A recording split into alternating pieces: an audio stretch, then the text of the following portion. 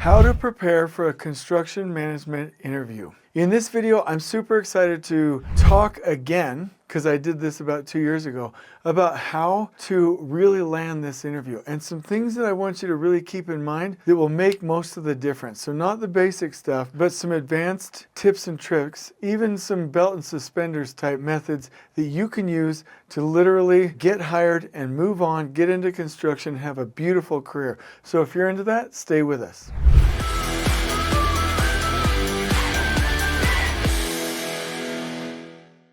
So I'm going to cover these one by one because I haven't covered this in a long time. We've gotten a lot of comments, user interaction that I want to address, and we're going to go through this bullet by bullet. So let's go. First, you're not being hired for your resume.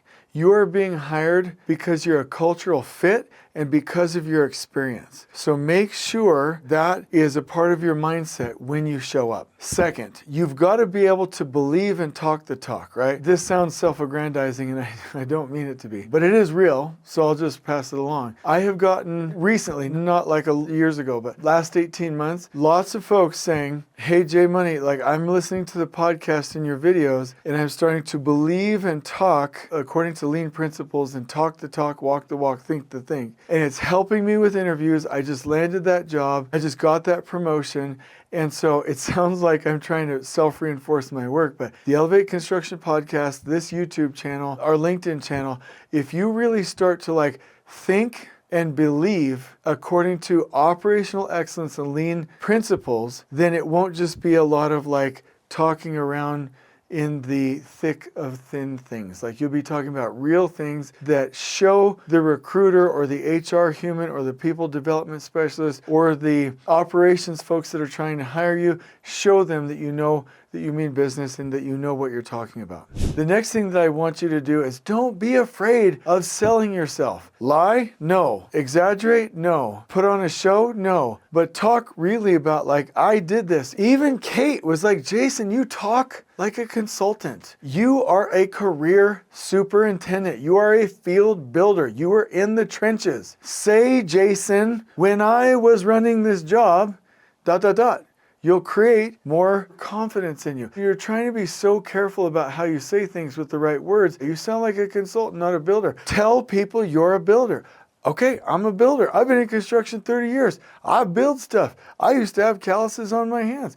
Massive, massive projects. I did that. I was that person. I know what it's like. Most of the time, I'm trying to be humble. So it's does this guy even know what he's talking about? Same thing with you when you're in the interview. Show what you've done. The other thing, I'm probably just going to skip ahead because it's probably a bullet that I'm about to hit that I prepared for this video. But stop with the obscure titles. Translate what you're actually doing to something that the recruiter will understand. Well, I was a management of such and such a blah, blah, blah in the 856, sector. No. I was a project manager. Did you do project manager work? Yeah, but that wasn't the official. Write project manager on your resume.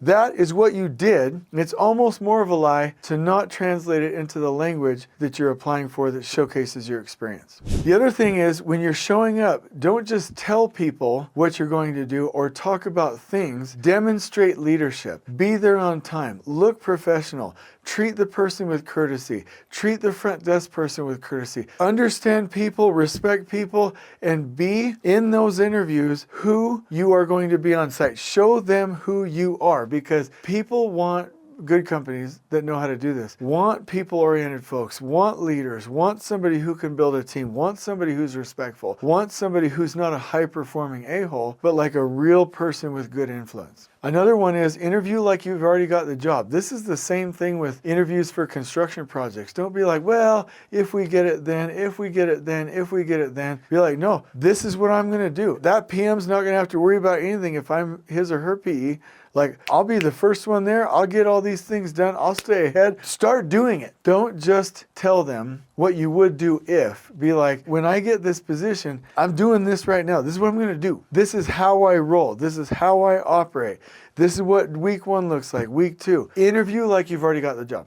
Talk about your experience and talk about how you helped your employer solve a problem, how you were an ideal team player. Also talk about, I made this mistake and this is what I learned from it and this is how I immediately dove in. The other thing is, I know it's cliche for interviewers to be what's your biggest strength? What's your your biggest weakness? And I think all of us are getting tired of the, well, my biggest weakness is I'm such a perfectionist and I do everything perfect and I'm so perfect. No, that's not going to cut it. What's your biggest weakness? You know, sometimes I get emotionally tipped over. Like, if I feel like the team's not listening, I got to take 5 minutes, reset, and come back in. And I found that doing this, this, and this means I never let that affect the team. But that's something I struggle with. Then they'll be like, I'm just going to use the word kid, but this kid's real. This kid's genuine. This kid has insight. This kid's improving. This kid cares, right? Or this human being, whatever. I don't care how old you are. I'm just saying, like, talk about real things. Be real and have... You know what they're going to ask you. Show up and have answers. Have something to say. It's kind of rude. But I remember a story of this lady calling up somebody else in a women's organization to speak. When this person was called upon, she got up there and fumbled. And the leader said, next time, please have something to say. Like, show up to the interview, have something to say. And the other thing is, don't come to the interview being like, oh, I don't know, tell me about your company. Be like, I know such and such incorporated. I know how you work. That's me. You want this? That's what I do. I've been waiting for 5 years for just a chance to get in with your firm. A month after you hire me, they're going to be like, you get a promotion because they're going to be so impressed with me. I've been waiting for this for 5 years. I'm not going to blow it. I am you. Having researched the company and knowing what you're talking about.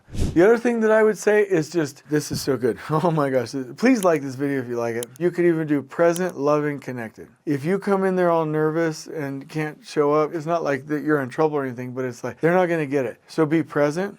I'm here. Love the person you're talking to, or be kind to the person, appreciate the person, like enjoy the experience. I remember Kate one time told me to do that before a presentation where I was nervous, and she's just like, hey, breathe, be kind, focus on love, focus on being present. And I calmed down and I was my natural, authentic self. And it was great. If you can do that in the interview and be authentic, I really think you're going to win. These are things I haven't talked about before, but these are the belt suspenders things that it's going to take for you to get hired. I'm going to put this into a checklist for you. Please comment if you have questions. On we go.